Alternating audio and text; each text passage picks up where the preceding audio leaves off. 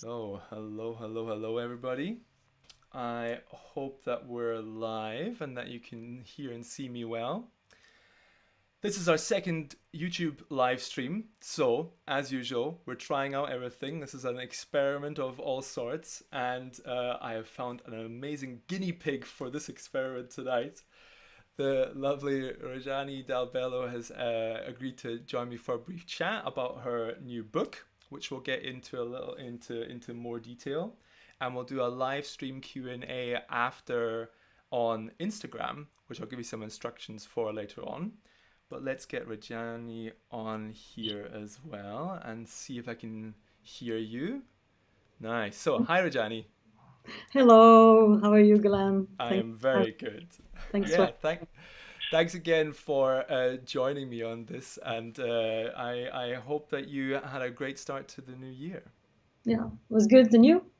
Yeah, I actually was pretty relaxed. I was quite happy to have a good excuse not to do anything and just chill out and yeah, think about all the interviews that I would like to do this year. And yeah, thanks for being my first of 2021. Let's hope this is going to be a more positive year for all of us. Can only get better from this then. I mean, I keep saying that, and then I'm thinking like, well, I mean, with last year you couldn't predict how bad it was gonna get, so I don't wanna jinx it. Let's not. For sure. Let's talk about design. We get away Yes, of the reality of it. definitely. So first of all, maybe tell us where we're talking to you today. I'm in London. I'm my little flat, little box. Nice. And do you have like your office at home? It looks like you've got a sort of desk set No, up, and not no? really. We have a studio in Dalston, in a studio space we share with other people as well. It's Chris and I, normally my creative partner. But yeah, it's been like this for a long time as everybody else. So yeah, especially lockdown now in London is fully locked down until March. So Oh, yeah, they've extended the whole lockdown here as well. But let's not worry about that tonight. We'll just have a nice chat about your incredible new book. It came out just before Christmas. I was already pestering you about doing an interview before Christmas, and then yeah, things got delayed, and I still actually didn't get to see the lovely book in person because Brexit got in the way. I mean, you couldn't you couldn't plan it. There it is, lovely. It's actually much thicker than I imagined. I noticed that it had like over like 200 or 300 pages. So you've been busy.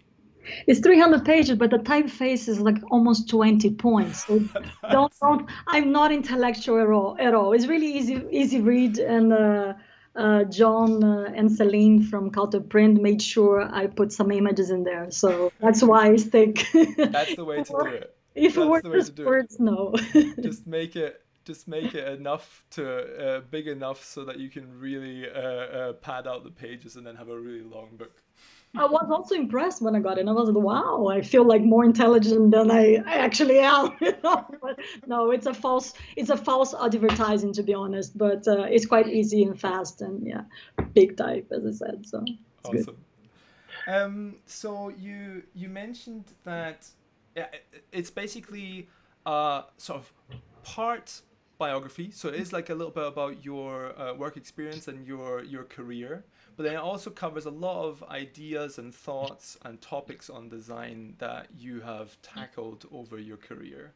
And I think in conversation last year, you and me, you'd already listed like a few topics that were really close to your heart. So I think in the talk today, I'd love to just go through some of your highlights to help people understand the kind of content that they can find in your book, but also just to give them a little bit more of an idea of yeah, your thought process in a lot of these topics, because I feel like your work always tries to find that balance of, I think even it's one of your titles, that like kind of doing good but also looking good, like finding that balance of having some integrity in the work but also delivering like really high quality design.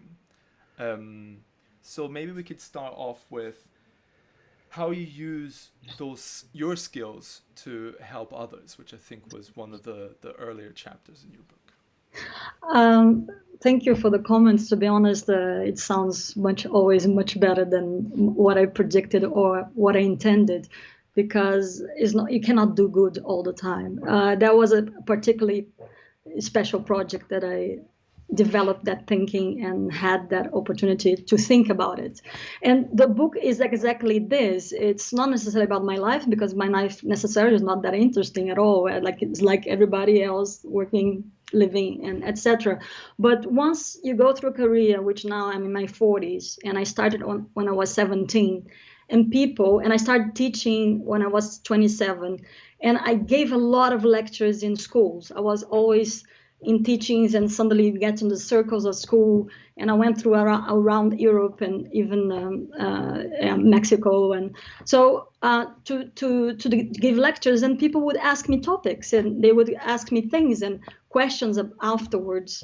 And this is basically, and once you do answer, you answer through what you know, and you reflect through only through what I know. I'm not a like a kind of a when I read millions of books and tell a story about Foucault, it's about through my experience and what I learned by working that long, and I do have experience in 4 different countries and things like that. So that's the only thing that I can say, that's why I talk about my life and my parents that played a big role, and especially the part that everything started actually in my career, because I had the duality between social work and graphic design. I started at the same time. I was 17 in my university, and I also was starting to do social work in the weekends. And I really struck that reality, because one is a harsh reality of life and difficulties, and was with kids in the slums. And the other one was a super beautiful like profession that talks about building something positive and encouraging people to feel stronger and through images and beauty. And I was like, how it's like two massive, one sad and one makes me so happy. And and that made me really conscious about, is design can do anything for this? Is design can really reach society in that way, or only capitalistic way? It's only about something with big money and big brands, and that was a question, and that really took me actually to wanting to do a master. And my aim in life was really narrow. I thought my expectation of design was, I wasn't the biggest design student in Brazil. There was nothing else after that. I was quite young, and I was like, oh, I'm gonna be teaching in the future, and that was the only two options. Like, okay, is it gonna get a point that probably I'm not gonna be studying here anymore, and I'm gonna working here anymore, and probably I'm gonna have to find something else. Yeah. And I wanted to do a master's to be able to do that, and then I went to do a master's in Holland about social design, Yeah. and that's why I'm here actually, because then I got a work at Studio Dumber, and then from there now I start teaching, and then I went to Wolf Olins in London, and now I started my studio. And but in parallel, that life of doing like social work is still there, and I don't think I actually found a precise answer, but I still keep alive the two worlds in a different way. Sometimes I merge with design, which is the chapter about doing good and being good, because working in companies that talks about poverty, and they think they design makes them look too expensive, and they want to look shit, sorry for the language, they want to look bad, because they think that's what gonna make people look at them sad and pity. But we already evolved that, and it's not about looking beautiful or bad, it's about looking professional, because they need actually to compete with other other companies, and also have recognition from the government, which in the end was a massive, beautiful lesson from the client, and to talk about these topics, which is beauty and worth Yeah. and be professional, and this is really nice. And I think this chapter really touched me in that way. Nice. So did you often find that in some charity projects that there was almost a desire to keep it basic and almost to, not care about design because they were worried that if it's too polished or too, I don't know, too good looking, that it would have a negative effect? there's it's a basic mentality in a way, because especially that is not on their plan to make a budget to be so big Yeah. in design, of course, when especially in the beginning of a company like this. But then they grow, and then there's a need, massive need to do so, and then they start understanding and learning. But in the beginning, yeah, I think the priority is just their thinking is just in another direction. But eventually they all get to that point, and you have massive non-profit corporation that do invest in design massively, and there's no other way, it's like eventually they will do. So Yeah. but it's Definitely. nothing to do with profitability in a way. Yeah. So one of your chapters is also called "Making an Image Means You Exist." So talk us a little bit through that idea that us as designers, when we create something, that kind of leaves a legacy, and that kind of means that we were here. Is that the general idea? I think I just need to do an introduction about this. So Go for it. there's the book is made about several chapters, and one of them as the ones that you're talking about. So it's like every single time you have a chapter, and then you write about it, and depends on the chapter, has a link directly to a client, and sometimes have thoughts about design and etc. And this book exists because actually what is a collection of, since I started teaching, and I actually saw that I had so many kind of topics that I talked, but through lectures you talk so fast and you don't go in depth. And then in the end I decided to actually, okay, all these topics that I go really fast and talk in a slide, I would like to actually explain what it means, and that's one of them. In a way, I was explaining the project that I do for Peru. It's a hospital, a free children's hospital in Peru that I've been working for 15 years with a client. And I started working with her before she even had like the hospital, or even she only had the dream of the hospital, but she needed already the visual identity already ready for something that did not exist. Oh, wow. Understand? So, which was really interesting, because for her to be able, for her dream to be built, she needs to sell the idea to corporations to help her to raise money, and then design needs to do that job. We need to project something that doesn't exist, and so she can exist through the image of her dream, which the concept and everything is there to build a brand, of course. Yeah. But to build actually the hospital took 10 years after the That first long? Wow. the first logo, because the hospital is free, and Yeah. I mean massively amount of things to be done. And so it's amazing to see the value of design and reflect upon this, how the power of it and how the power of an image has for you to build such an important thing, and design was the seed for that. And I think the book is really a celebration of graphic design, because it is about saying, look, this matters, like design matters to make something look good and do good as well. It's okay to do that. It's okay to understand that that's the importance to design that we try to neglect. And I had this position quite early on, because my parents, I lived and I talk about that I had to say, really go against in a way my parents, that they were doctors and dentists, and they were expecting me to be a dentist, and I said no, to be a designer. And that time in Brazil, what is design? I mean, wow, my parents just went nuts with that idea. What I'm gonna just be, no, I don't know, homeless in the streets when I grow up. But they were in panic.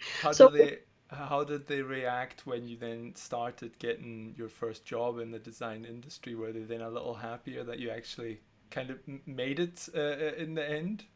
Yeah, they understood it right away. I mean, there was a world out there that they did not know. Is that they were not, and I did not know as well. And to be honest, I was just starting out, and like, okay, I see this, and it's alive in me, and there's a reason for this, so I want to follow it. And of course, throughout it, then they see it, that okay, now they recognize it, because again, it's not seen. And there's a point in the book that talks about that as well, which you cannot know something that you don't see it. So it's important that the visual communication, what we do, it's actually building knowledge, is understanding. We are making people understand the world, by seeing it through images. So that's why the importance of good design, and no matter just about beauty, which beauty is also important. And I have a chapter that talks about beauty is honesty, and the honesty is that, because beautiful, what is that, right? There's not really a measure of it, but there is a measure through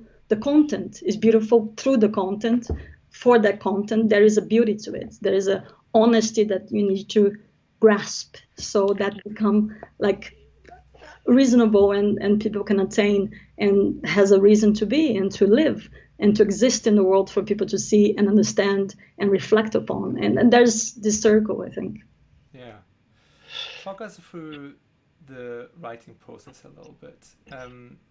Were you collecting these ideas just over the past few years, like writing them down, or did you then just try and sit down and say, okay, well, like taking a bigger look at your career and the things that you've learned, and then try to distill that down into some core ideas? Have you been working on this for a while, or? No, I had no idea. I would never think I would write a book. There's even a chapter that talks about being dyslexic. I'm massive dyslexic. Writing is the last thing I would think that I would do in my life. Wow. But they talked to a friend, and I was talking about design, and she's like, "Wow, you should write these things that you say, or even the lectures." And I said, "No, I have the topics and the rough scripts of all my lectures that I give." And she said, "Why don't you write it down?" But she did not say a book. When I saw, then I went through all my archive, and I archive everything. I archive the scripts of every lecture, because what I think that is nice when somebody gives like a theme. And I gave once a lecture that was only about design, woman in design, the title of the theme. And I was actually the only one that reflected upon it and made a lecture about it, instead of just being there showing the work as a woman. I did not think it was a given. I thought, okay, we have to reflect about what that means. And so I always go like that. So I have to think about it, and I have to have an opinion, even if it is for one slide or two slides in the lecture. I think you have to put your opinion about the theme. And in that way, that's what makes the book. But then I had to write in depth what that one slide meant. And of course, I already thought about it that time. So I knew, I already had processed in my head, but I did not really distill in really detail. And that's what I did in 1 week. And I had an idea. I was like, wow, this is great. I want to see how it goes, because I had so many topics, and I been giving lectures for so long and thinking about this so long that maybe has something here. And then I wrote in a week. Like I woke up at 5, was sleeping at 2, because when I put energy in something, I want to go for it, and I don't want to also waste my time writing. I don't like it, but I have the idea. I want to do it and finish as fast as possible. And of course, afterwards, after this week, I called my friend Jaysiri Vishwanathan, and she is a writer. And I said to her, I need somebody to actually make sense in English, because I'm terrible at this, But the content is there, and she read it. She said, no, this is good. You have content here. So she was like officially somebody that has nothing to do with design process. She is a copywriter and an advertising agency, but she vouched me that there was something to do, and she could work with it, and she made it. She refined for you to be able to read it and understand properly. And there was one chapter that I said, please help me to make it less angry, which is about living creatively and being creativity and living creatively. I wrote with so much anger with this, and it's just I cannot write less angry than that. So please help me to use more caring words about this chapter. Yeah, there's some things that are so emotional that I could not. And then she, of course, is the expert, and if were not for her, she translated beautifully. So that was it. And then I proposed to. Then this took around 5 months, because she works a full-time job, of course. And then the beginning of the lockdown, actually before the lockdown, we sat down, was the last kind of rounds, because of course she needed to make sure she's writing better the sentence, but it's still the same content. And then afterwards, in the lockdown, I went to John and Celine at Counterprint, and yeah, picked the best people for the job there. Well, what a huge inspiration to bring all that together. I mean, obviously over many years, but to really kind of finalize that and really focus on in such a short period of time. I joked with you already that I'm going to make my title "Writing a Book in 1 Week." Just But I haven't. I've been writing this book for 20 years, but I did not know I was writing a book for 20 years. That's the beauty of it. And really great, yeah, the week definitely just was a technical thing. It was just a technical thing. awesome. You did touch on the so I have two topics to choose from that still have open, and then we're kind of out of our time for our first part of the interview. But the two topics that I still found interesting was one was designers are hidden behind their work, and the other you already touched on, and maybe we should get you angry, is the simply liking creativity isn't living creatively. And I guess that kind of goes back to people maybe not having quite the patience to really put in the effort and time to gain a skill, but also just sort of looking at a designer lifestyle and thinking, well, that looks great, I could do that. And just sort of, not really getting the idea of, really finding their passion in that job.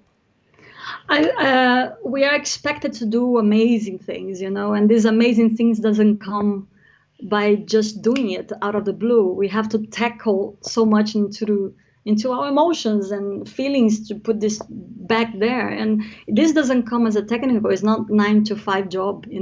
There's a 27 club which is kind of gloomy about creatives killing themselves and suicide. There's no like engineering 25 years old committing suicides. There is a reason why creatives is a maddening in a way and beautiful and brilliant thing. And I tackle a lot about the book as well, talking about the unknown and this anxiety of creating something that doesn't exist, and for you to tap into something that is unique for that idea. And sometimes we don't make it unique, but sometimes you do, and we always try to go through that source. It takes a creative life, and not only creativity, and comes through the people that are around and thinks and takes for granted in that way that, oh, I could have done that, actually. In the sense that you hear a lot, like Mondrian, or it's just a square, what. So this that tackles, and I go a little bit talking about that is a different thing. That's saying that everybody has an idea, everybody's creative. Of course, everybody's creating, everybody has an idea, but the difference is choosing a creative life where you work like out the clock, in the sense that you're always in that fueling your life through creativity is a completely different way than just being creative and just having an idea. Yeah, and that's the balance. And the other topic, which I think is the most, I think, most hot of the pops now, which I did not call about women in design. I always been asked these things because I come from, of course, I'm in the 40s. I come from the time there was just me and the lineup was only men and the classical things. And apparently, yeah, that anyway, this questions always comes up to me. And there was this lecture that was about women in design, and then I came with the idea of, okay, how I'm going to talk this, but trying from the positive way. I have nothing against men, and I'm sure men doesn't have anything against women, but it's about, of course, the historical thing. And I'm already based through that. I'm not interested to talk about that and to be angry about that. I think what can we talk through and bring another reflection about this. And what comes to me, like when I'm working with design and when I receive, for example, PDFs from interns and people wanting internships or even jobs, I just go through the PDF and I don't know their name, I don't know where they're from, I just want to see the work. And when I talk about designers are behind the work, we are like actually the person, and our colors or nationalities should actually be the least important part of it. Once actually it's through you, of course, it's really important, but if it's doing the work, is the job, and the visual communication speaks for itself, which should, why does it matter if I'm a man or a woman? Definitely. Why, when it comes to the end of the interview, if you have a good portfolio, why would matter if you're a man or a woman? Yeah. And that's the point. And then on the lecture, I talk really about big writers that were quite feminine, and I take examples of known writers.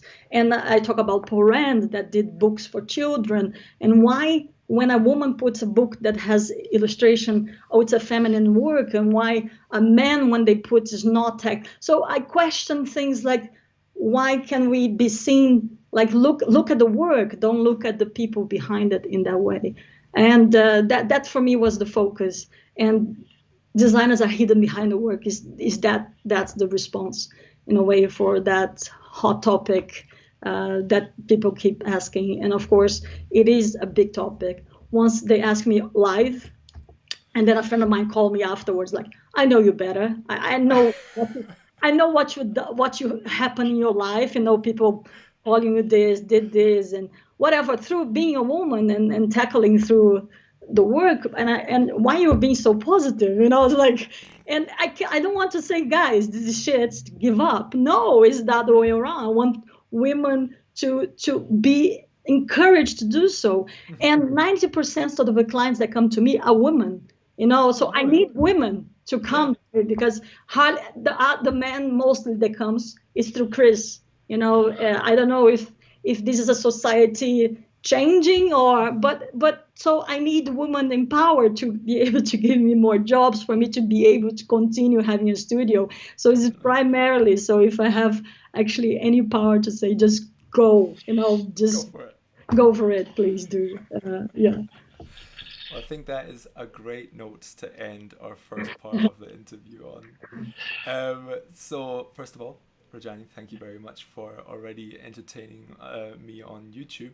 We're going to switch over for a live Q&A now to Instagram, where you guys can also ask loads of questions, and we're just going to tackle a whole load of other topics. For example, I'd love to find out about working with Counterprint, how that whole creation of the book process went, and also you mentioned an interesting topic there about hiring. That would also be something that I'd be interested in covering. But I think for now we'll leave it at that. Unless you want to say something else, Rajani. I want to say something just really quickly. Go for it. Well, thank you so much for inviting me again. And second, thanks for everybody who participated on the campaign and on the yeah, to get a book. And Counterprint is going to give you a free book for the winner of the campaign. And today, and still open until after this live. And if you want to participate, just tell us what's your first and your second, and tag us so we know where you are, so Counterprint can see it. And John Dolin, Celine Latem is going to actually choose one and to get the book. Yeah. 300 pages, but actually not so many words. So don't worry, don't be So scared. for more details on the competition and how to win that book, check out either our feed, Rajani's feed, or Counterprint's feed. We've got all the competition details in there. I think we're going to pick somebody tonight, so you still have a few minutes to come up with your first and second. Create your own cover, upload it to Instagram or Twitter, and we'll pick one soon. All right, so hopefully we'll see most of you guys on the other side. Rajani, I'll catch up with you in a minute. Thank you so much.